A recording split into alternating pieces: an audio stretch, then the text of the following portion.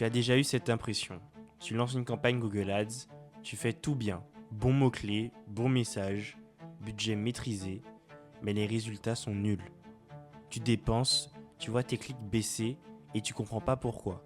Et puis un jour, tu tapes ton propre nom sur Google et là tu vois ton concurrent, juste au-dessus de toi, avec une annonce plus agressive, parfois même inspirée de la tienne.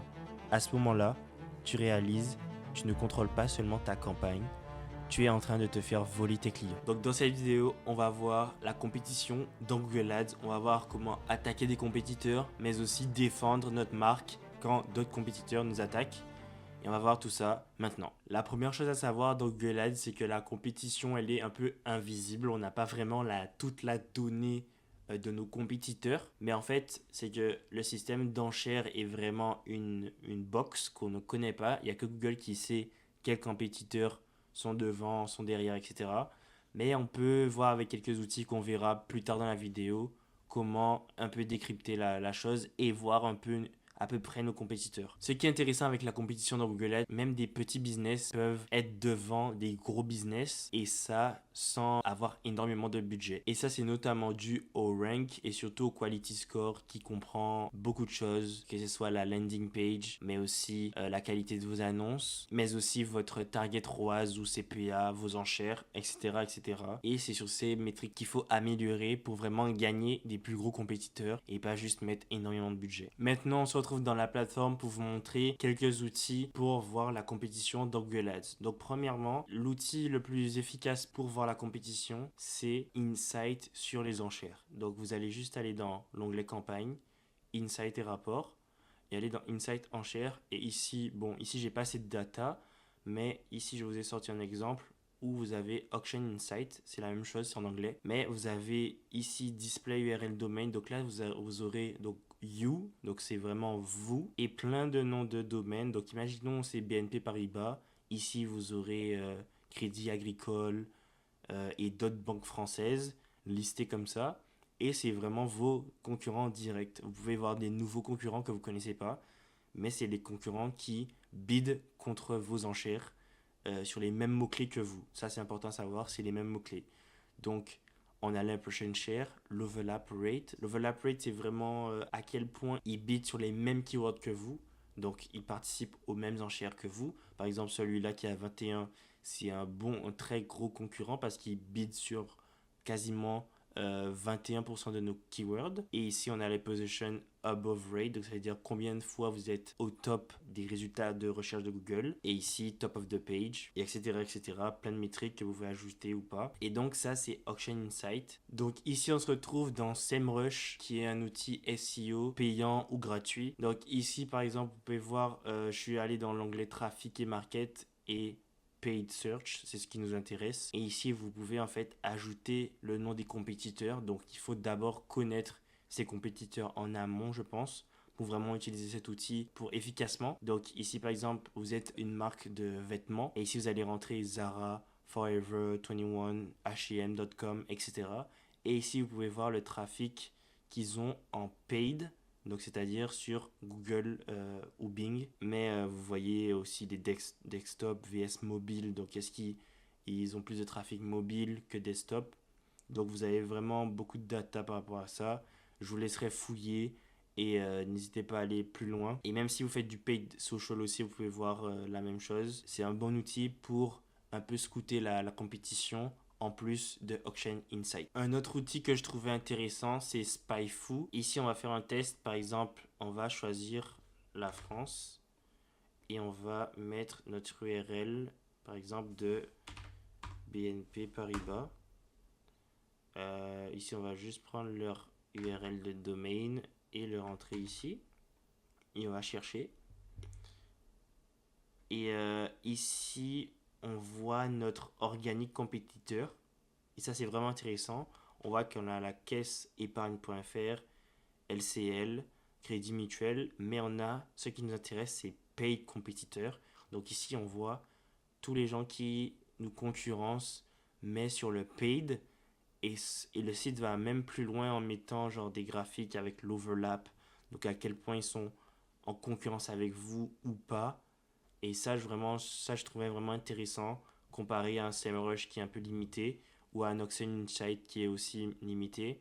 Ça, c'est intéressant. Ici, on voit vraiment les mots-clés qui sont targetés, compte professionnel, les banques en ligne.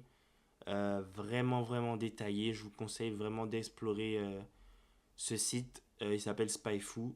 Vraiment intéressant pour le paid search. Donc, une chose aussi qui est vraiment intéressante de faire quand vous allez dans l'outil Auction Insight, c'est vraiment de sélectionner chaque campagne parce que vous pouvez avoir différents compétiteurs par campagne. Imaginons vous avez une campagne FR qui a des compétiteurs spécifiques, mais vous avez d'autres compétiteurs différents pour votre campagne EN, ainsi de suite. Ça, c'est vraiment compte par compte et c'est différent pour chaque client, mais c'est intéressant à savoir. Vous pouvez même aller aussi niveau ad group et keyword d'après moi, mais allez fouiller et chercher vos compétiteurs par campagne et faites des ajustements en conséquence. Maintenant, le deuxième sujet, ça va être les stratégies défensives. Donc, qu'est-ce que j'entends par défensive? C'est vraiment protéger la marque de votre entreprise.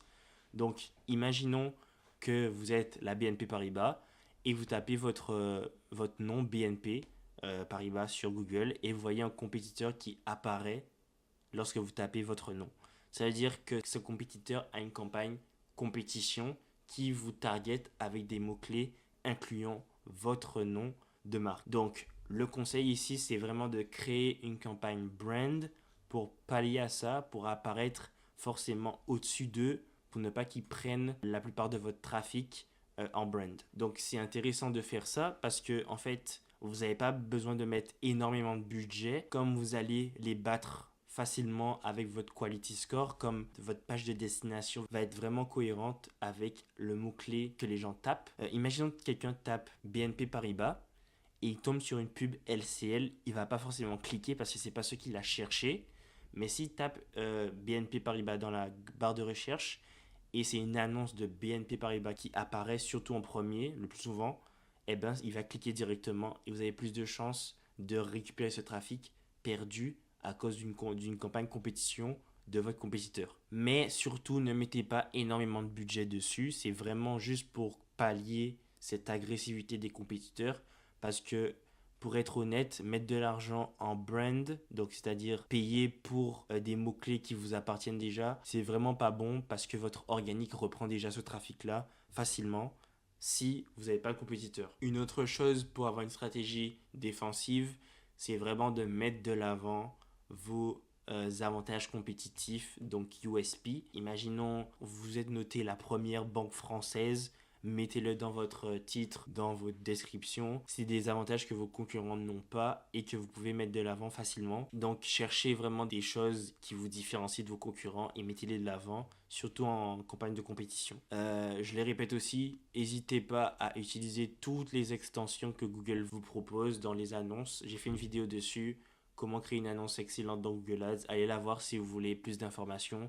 Mais tout ce qui est site links, donc extension de liens de texte, les call-outs, donc des accroches, les téléphones, et j'en passe. Donc utilisez-les tous pour vraiment prendre le plus de place possible dans la barre, enfin en apparaissant sur Google. Prenez le plus de place possible pour que les gens cliquent sur votre annonce le plus souvent que possible. Une chose aussi que peu de personnes savent, c'est que vous pouvez aussi signaler des annonces. Donc imaginons que un de vos compétiteurs nomme votre nom de marque, vous avez juste à signaler l'annonce ou juste envoyer un screenshot au support et l'annonce va être flaguée parce qu'en fait, je vous rappelle que vous n'avez pas le droit d'utiliser dans vos annonces le nom de marque d'autres compétiteurs.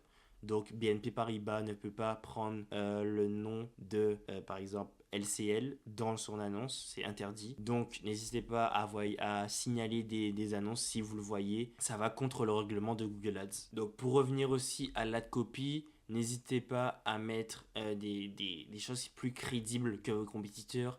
Par exemple, BNP Paribas officiel ou BNP Paribas française. Donc vraiment des choses qui rassure l'audience pour donner plus de crédibilité. Souvent, ça se joue à des détails sur un clic.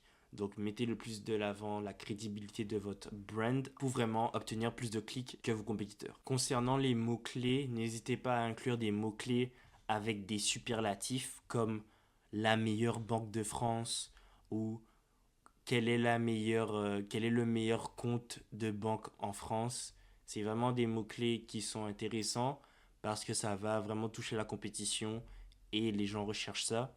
Donc allez chercher, creuser, soyez créatifs dans vos sélections de keywords et surtout sélectionner ces mots-clés qui vont un peu mettre la compétition de l'avant entre les banques ou entre toutes les entreprises que vous avez.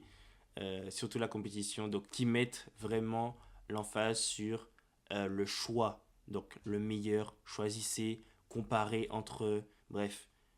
Soyez créatifs et choisissez les bons mots-clés. Et pour finir, je vous rappelle vraiment l'importance du quality score. C'est vraiment, le quality score, ça va vraiment faire la différence entre un compétiteur qui paye cher l'enchère ou un compétiteur qui va payer beaucoup moins cher l'enchère. Et cela va passer par que ça soit mettre votre bon target ROAS et des bons targets CPA pour être payé le moins cher possible, mais aussi avoir une très très bonne landing page qui correspond aux mots-clés. Donc imaginons, comme l'exemple que je donnais, si quelqu'un tape BNP Paribas, il tombe sur une landing page de BNP Paribas, il va mieux convertir que s'il tombe sur une autre landing page. Et pour aller même plus loin, n'hésitez pas à vraiment avoir des landing pages spécifiques par groupe d'annonces. Donc les groupes d'annonces, c'est vraiment les thématiques.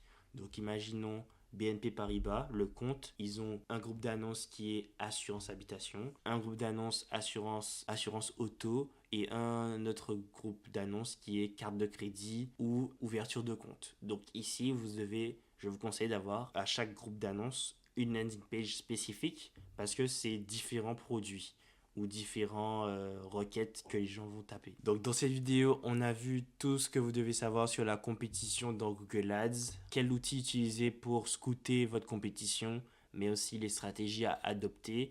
N'oubliez pas que c'est pas en ayant le plus gros budget que vous allez battre vos compétiteurs. C'est vraiment pas forcément ça. C'est ça la beauté de Google Ads. Gardez ça en tête et on se retrouve dans une prochaine vidéo. J'espère que tu as appris quelque chose et n'hésite pas à liker et à t'abonner.